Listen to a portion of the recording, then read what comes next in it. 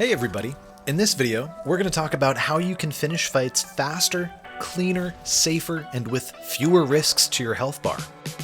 You might be winning your fights, but if they're dragging on, that's a huge problem, especially in competitive Fortnite, because while you're stuck focusing on this one guy for 30 seconds, you're losing information, somebody's rotating around you, getting ready to third party you.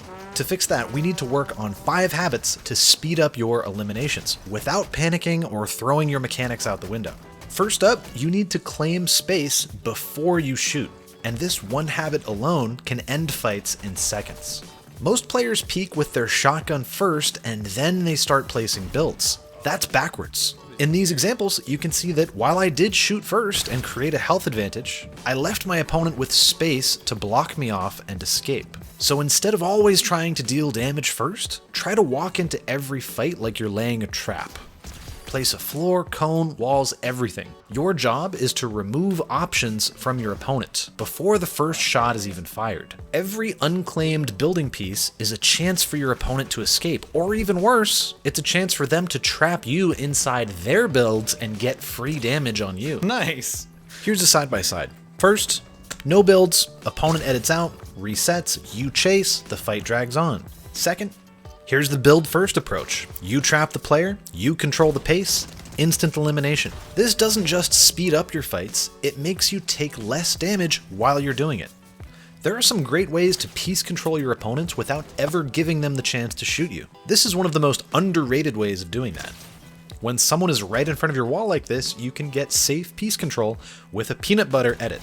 Hug the front left corner like this, but don't get too close to the left wall. After the edit, place a floor outside and above your box. This is your connection point for 3 walls. You can then look down slightly and to the right to sneak a cone inside the box before you jump and shoot. Look at that, you just trapped your opponent safely, all while standing in the perfect position to jump and shoot over the peanut butter. Most of the time when you're trapping your opponent, it doesn't look quite so clean. And that's why, once you've got control, you have to choose your final edit carefully. This is the moment just before you peek out and shoot, and it's the moment where everything can go wrong.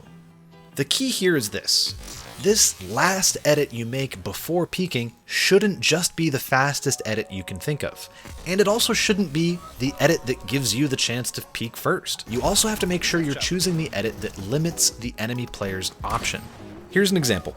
You've got a player coned, they're pokeballed, they can't jump. In this case, a window edit works great, but only if you do it before opening the cone. Otherwise, the recently edited wall will be so low on health that your opponent can break and replace it instantly, or dive in against you and possibly win the 50-50. The other thing to think about here is that the edit you choose should always funnel your opponent's movement in a predictable direction. In this case, if you edit the front 2 tiles of a cone, you'll know that player will move away from your window and try to hide. That's why here the best edit is the close right cone edit. That forces your opponent to just run straight at you, giving you the easiest shot. Here's another example.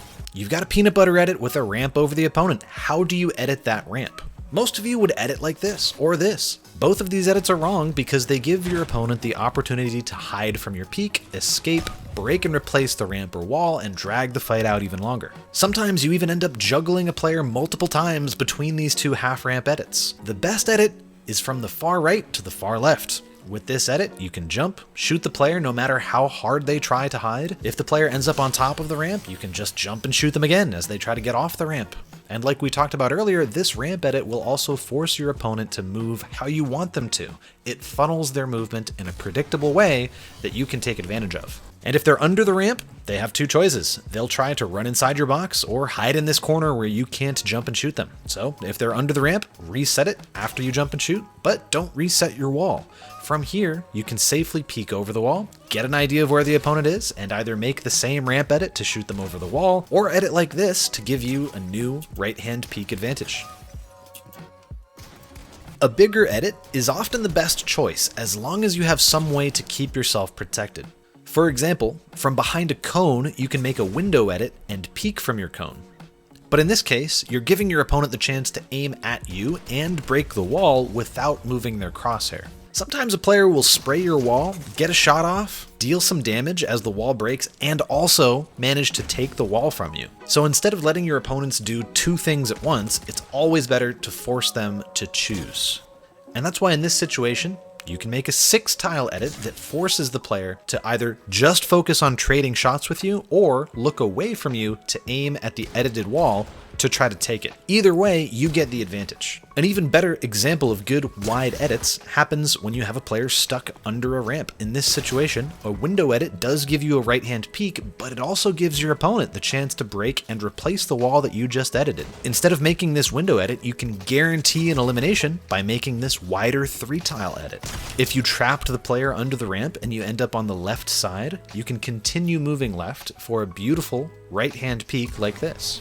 If you went out to the right, you can do the same thing and just use a crouch peek from behind a cone.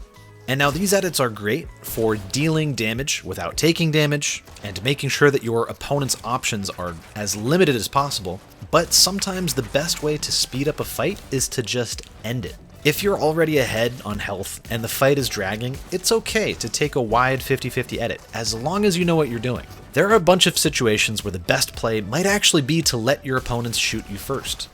Say the zone's coming, you hear third parties gliding in, or maybe it feels like your opponent has much better ping than you and you're not confident that you'll be able to peek before they take your wall. That's when it's better to risk the 50-50 and end it now, rather than just getting caught fighting endlessly and burning your whole inventory of materials and healing items. I wanted to open that as wide as possible. I was worried that he'd have like good enough ping to just take it back right away. I knew I had more health. To make 50-50 edits effectively, you have to be paying attention. If you've cracked your opponent's shield and you're still 200 HP, just go for it. As long as you don't miss the body shot, you win. But if your opponent's shield isn't cracked, you have to be extremely confident, not just that you won't miss, but that you'll actually hit a perfect headshot. This is where a lot of players go wrong because they try to copy what they see pros doing, and that's the missing piece.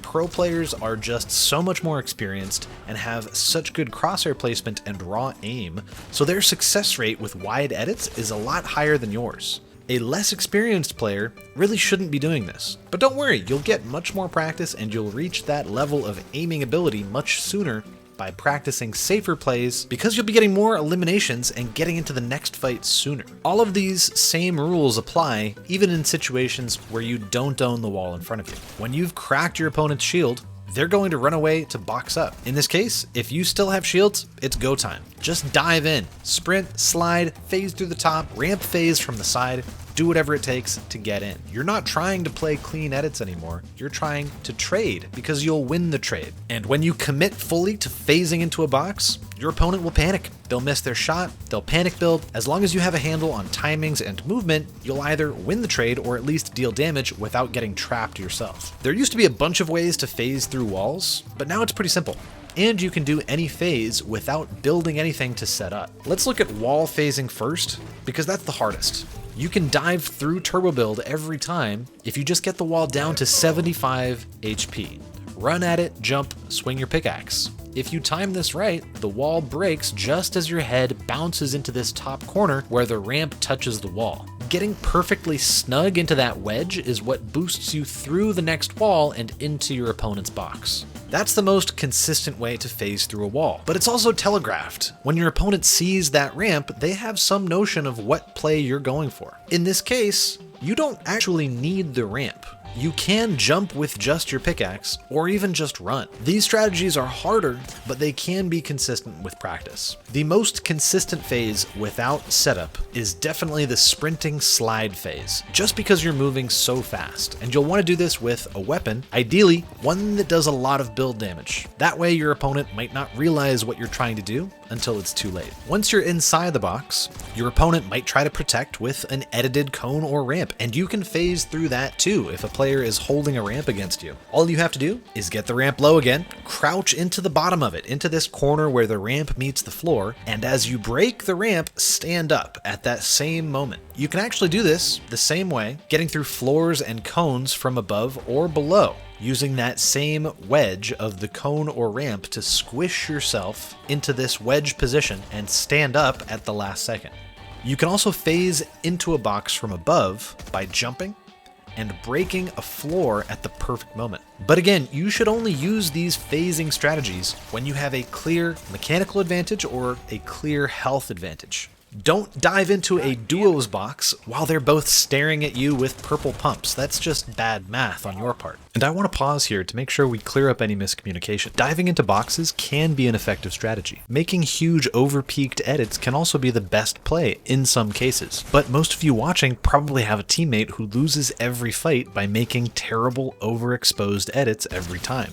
Or maybe they love to jump in every enemy's box, lose the aim duel, and then complain that you weren't with them as their bad plays caused them to get separated from you. That kind of player doesn't need to practice phasing, they need to practice fighting flows.